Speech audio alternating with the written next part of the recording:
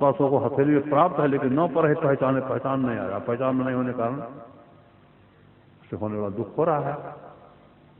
पहचान में आ जाएगा शायद दुख का अंत हो जाएगा, तो दुख आपको खोजने दुख का मुक्त नहीं मिलेगा। पहचान नहीं हो रहा है। पहचान होने करने के लिए पहचान नहीं होने के कारण क्या है? हमारे परमार्थ महाराज भजन में है, सम प्रकाश और शब्द निशब्द की कोठरी हमारे शरीर के अंदर, चारों कोठरियां आई अंदर घट कोठरी, तू उतर पड़ो तब माँ ही पीव निशब्द में, यही से पड़ गए दूर चलो निशब्द में। प्रत्यक्ष से देख लो अपने को, आंख बंद करके। आंख खोल कर देखते हो संसार को, और तुम हो शरीर के अंदर में। यदि बाहर का देखना बंद करके आंख बंद कर देखो, आंख बंद कर देखते क्या देखते हैं? अरे आंख बंद कर अंधार देखता है। अंधकार कहाँ है? यहाँ आप है, मतलब उस अंधकार में आप बैठे हुए हैं, अंधकार में आप पड़े हुए हैं। हमारे अंदर केवल अंधकार नहीं, प्रकाश भी है, शब्द भी है। अब परमात्मा अंधकार में भी है, शब्द में भी है, प्रकाश में भी है, शब्द में भी है, लेकिन उसका पहचान होगा नहीं शब्द में। चलो नहीं शब्द में। पहचान वाला ज्ञान करने के लिए मैं बाहर नहीं, अपने अंदर में चलिए। अपने जो अंधकार प्रकाश का पर्दा है हटा दीजिए, परमात्मा को पहचान कर लीजिए। आपके शरीर में कपड़ा है, में आपका शरीर ढका हुआ है, आप दिखाई नहीं देता। सब कपड़ा हट जाएगा तब आपका शरीर आपके सामने प्रत्यक्ष हो जाएगा कि हमारा शरीर है। उसी तरह जिसने सब पर्दा आप जीव आपके पास से हट जाएगा, अपने आप का ज्ञान हो जाएगा। और जब अपने आप का ज्ञान होगा तभी परमात्मा से भी आपको शरीर का ज्ञान है, अपने शरीर का, तो दूसरे शरीर पर देख रहे हैं, संसार का भी ज्ञान कर रहे हैं, और उस ज्ञान में जो लेना चाहिए सो भी ले रहे हैं। उसी तरह से जिसने आपको अपने आप का ज्ञान हो जाएगा तो आपको परमात्मा का ज्ञान हो जाएगा। किसे? तत्व में जो आप है वही आपका परमात्मा है। जैसे जो शरीर हमारा 5 आपका शरीर सबका 5 तत्व का बना है, सारा संसार 5 तत्व का बना हुआ है। तो 5 तत्व के शरीर ज्ञान में रहने के कारण 5 तत्व से बनने तमाम का ज्ञान हो रहा है। उसी तरह से जिस दिन अपने आप का ज्ञान हो जाएगा कि शरीर के अंदर रहने वाला ही मैं हूँ, उसी दिन अपने आप ज्ञान में परमात्मा का ज्ञान हो जाएगा। यही अंतिम ज्ञान है। अंतिम ज्ञान और ज्ञान ही सुखदायी होता है। पदार्थ सुख नहीं देता अपना, जितना ज्ञान सुख देता है। एक बच्चा है, उसको खिलौना दे दीजिए जिसका कीमत 25 या 50 पैसा है, बच्चा खिलौना पाकर खुश हो जाएगा। अब उसके हाथ से खिलौना छीन लीजिए, उसको असरफी दे दीजिए, तो असरफी पाकर खुश नहीं होगा, खिलौना लेकर रहेगा। क्यों? उसके पास तो नहीं समझदारी है, असरफी को नहीं पहचान रहा है, और खिलौना को पहचान रहा है, वो खिलौना को ले रहेगा। लेकिन आपको उससे आने आदमी को कि असरफी के जगह खिलौना दे दीजिएगा तो आप खुश हो जाएगा। आप जानते हैं इस खिलौना असरफी से इससे बहुत खिलौना हो जाएगा। मतलब कि जो जितना ही ज्ञान में बढ़ा होता है उतना ही सुख में बढ़ा होता है। और संसार में नहीं देखिए ना, संसार के ज्ञान में जितना बढ़ा हुआ है उसका सुख हो रहा है। वही आदमी है जो कि मुश्किल से 50-40 रुपया रोज कमाता है, एक आदमी है जो कि 50-40 हज़ार रुपये कमाता है, और कोई लाखों रुपये कमा लेता है। जो जितना ज्ञान में बढ़ा हुआ संसार का लाभ ले रहा है। ये अंतिम ज्ञान है। ये अंतिम ज्ञान जिस दिन हो जाएगा इससे अंतिम सुख हो जाएगा, जिस सुख के बाद फिर दुख होता है नहीं। तो कहने का तात्पर्य है अपने प्रति माया का पर्दा हट जाए, अपने आप के ज्ञान में हो जाए। जिस ज्ञान में होकर परमात्मा ज्ञान में होकर के परमात्मा विराजने वाले तत्व सुख को प्राप्त करें, इसके लिए आपको साधन करना पड़ेगा। एक बच्चा है, कपड़ा पहनना खोलना नहीं जानता है, उसके माता पिता उसको पहनाते हैं, खोलते हैं। वही बच्चा जब सीख जाता है तो अपनी मर्जी से जब चाहे तो पहन लेता है, जब चाहे खोल देता है। इससे सीधी जाकर अगर आप सीख गए, ऐसे सर्कमनी में आप कुशल हो गए, प्रवीण हो गए, तो आपकी अपनी मर्जी हो जाएगी, अपनी मर्जी हो जाएगी। जब चाहे जो चला है चोला पहन लीजिए, जब चाहे जो चोला छोड़िए। अपने आप ज्ञान में, परमात्मा ज्ञान में होकर अब परमात्मा में विराजने वाले से अविनाशी सुख को प्राप्त कर लेंगे कि जिस सुख के बाद फिर दुख नहीं होता है। जो मार्ग सुख साथ दिखावे ती मग चलत सवै सुख पावे, पावे सदा सुख हरि का संसार आशा तज रहे, सपने हो नहीं दुख दर्शन बात होती कोक है, दुज देव गुरु हरिचंद में संसार पार न पाइए, ये जान तुलसीदास पद का। ये कहते लोगों, यह जान करके विश्वास करके अपने आप के ज्ञान को प्राप्त करो। जो ज्ञान में होकर के परमात्मा का ज्ञान होता है, जैसे सारे दुखों का अंत होता है, ऐसे ज्ञान को प्राप्त करने के लिए जो साधना जुटती है, सब बातों को सीख लो। ये सब बातों को सुनाने के लिए, समझाने के लिए यह आयोजन किया गया है, जिसमें आप इतने लोग आए हुए हैं, हम लोग भी आए हुए हैं। तो इस बार अभी का पहला बैठक है, प्राण काल है। तो आज तो यहाँ 3 जिला दूसरी जगह 2 ही जगह जिनका होता है, लेकिन यहाँ 3 दिन का कार्यक्रम रखा गया है। ऐसे चल रहा है। तब सब रोज सब समय पर आकर सुनिए। एक ही समय में सारी बातें कही जाए ये संभव नहीं है। अगर कहने वाला कोई होशियारी से कह भी दे तो सुनने वाला उसको अंदर समझ जाए, ये तो और कठिन बात हो जाएगी। इसे सब समय पर आइए और सुनिए, और सुन करके अपने जीवन को में उतारिए, अपने जीवन को सार्थक बनाइए। जीवन की सार्थकता एकमात्र है तो इसी में है। सब कुछ किया, यही नहीं किया, जीवन बेकार चला गया।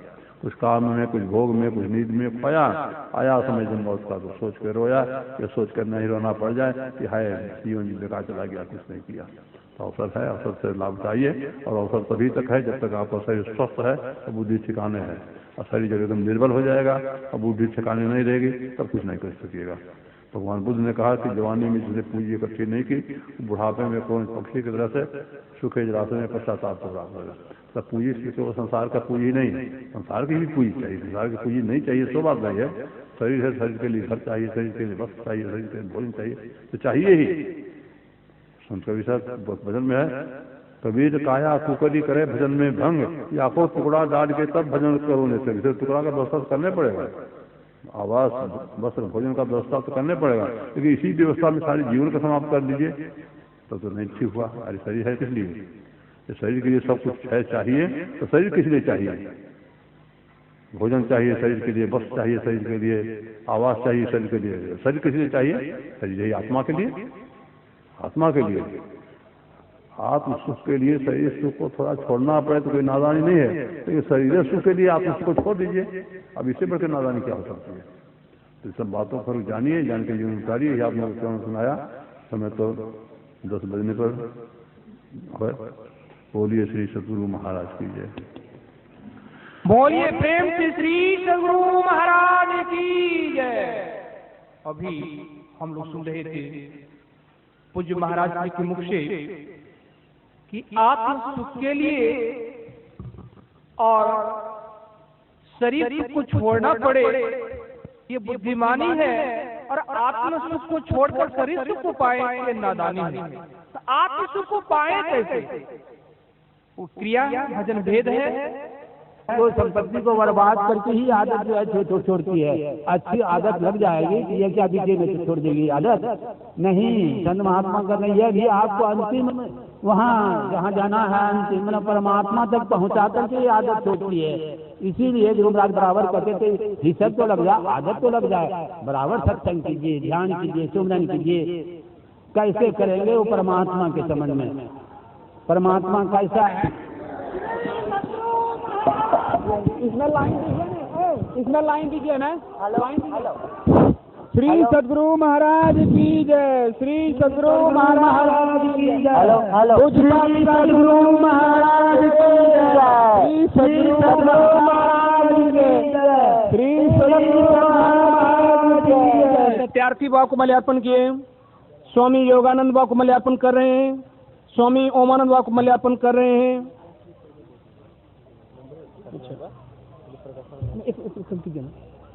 अब हमारे बीच में मंत्री साहब आए हुए हैं। अशोक बाबू जय। हम लोग के बीच में अब स्वागत गान के लिए आ रही है श्री लता केडिया और स्वाति कुमारी।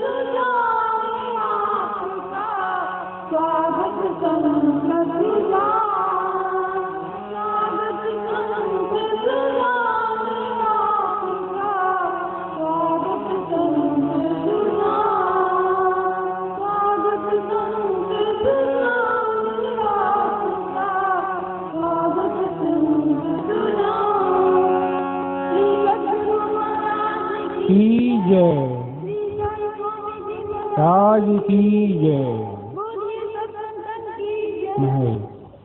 अभी हम लोग सुन रहे थे स्वागत गान गुरु महाराज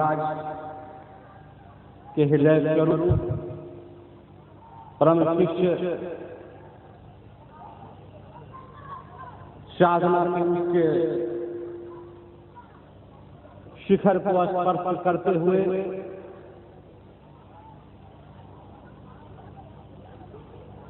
पूज्यपाद बाबा श्री शाही स्वामी जी महाराज, बाबा श्री चतुरानंद जी महाराज, बाबा वेदानंद जी महाराज, जोगानंद जी महाराज, मंचासीन अन्य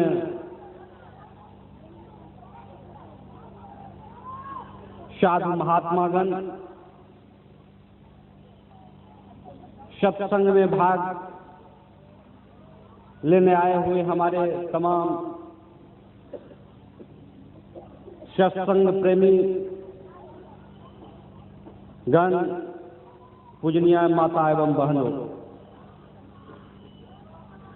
सबसे पहले मैं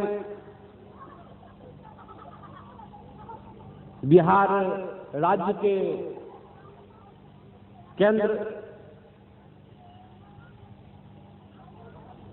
राजधानी के पावन धरती पर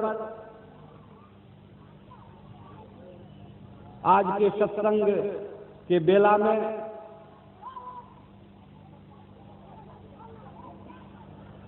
आज इस धरती को सौभाग्य होने के अवसर पर मैं गुरु महाराज के हृदय स्वरूप बाबा श्री शाही स्वामी जी महाराज का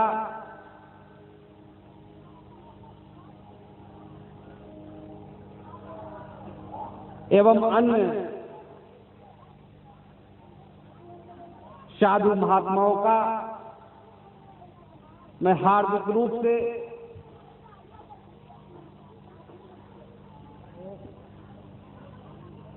अभिनंदन करता हूं, मैं स्वागत करता हूं।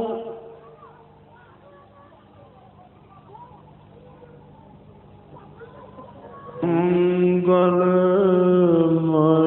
मंगल करण गिनवा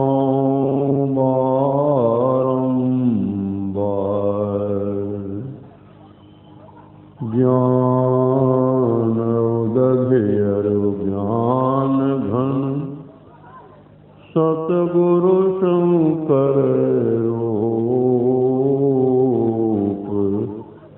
नमो नमो बहुबारहि सकल सुपूजन हो। उपस्थित धर्मानुरागी सत्संग प्रेमी सदात्माओं, माताओं एवं बहनों, यह महान आयोजन जिसमें हम आप इतने जहां तहां से आकर एकत्र हुए थे,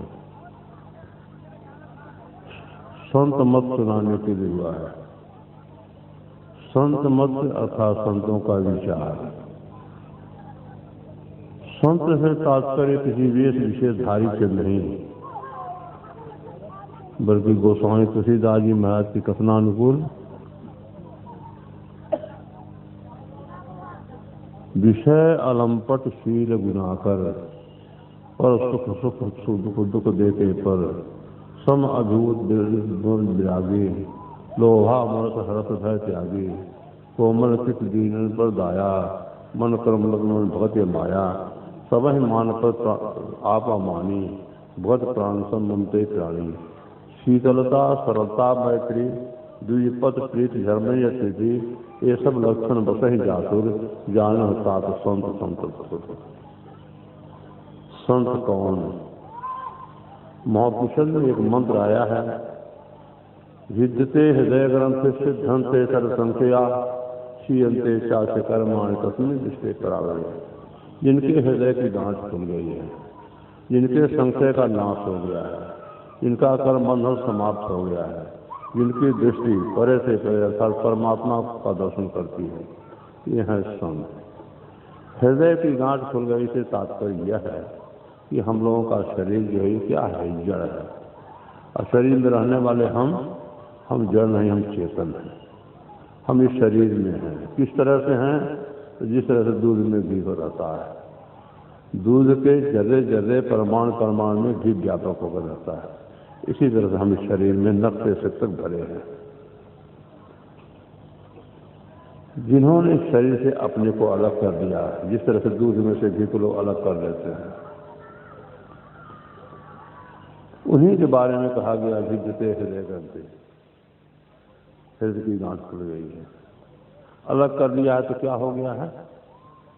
दूध में से जैसे घी को आप अलग कर लेते हैं तो कुछ ऐसा काम होता है जो दूध के साथ रहने वाले घी से नहीं होता। जैसे पूरी मिठाई आज बना ले रहता हूँ, उसी तरह से जड़ शरीर से जो अपने को अलग कर लेते हैं, जिस तरह हम लोग अपने शरीर पर के बर्तनों को उतारते हुए शरीर को निवस्त कर देते हैं,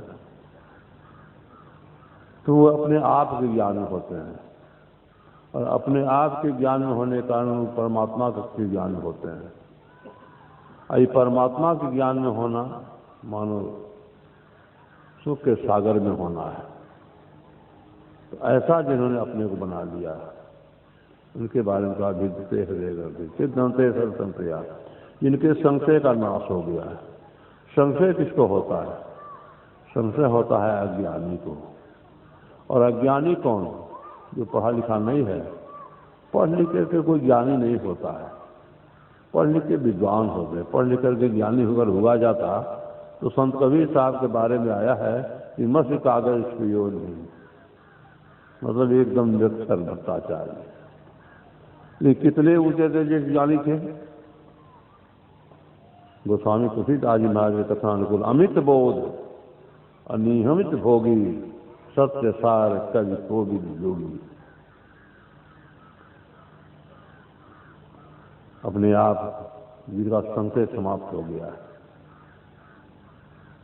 अगर पढ़ लिख कर ज्ञानी हुआ जाता तो रामकृष्ण परमहंस जी महाराज ज्ञानी के कोट में नहीं आते, क्योंकि जीवनी में मैंने पढ़ा तो केवल अपना नाम लिख पाते थे, गौदा घोर, बस इतना ही इनकी शैक्षणिक योग्यता। लेकिन ज्ञानी कितने ऊंचे थे ज्ञानी?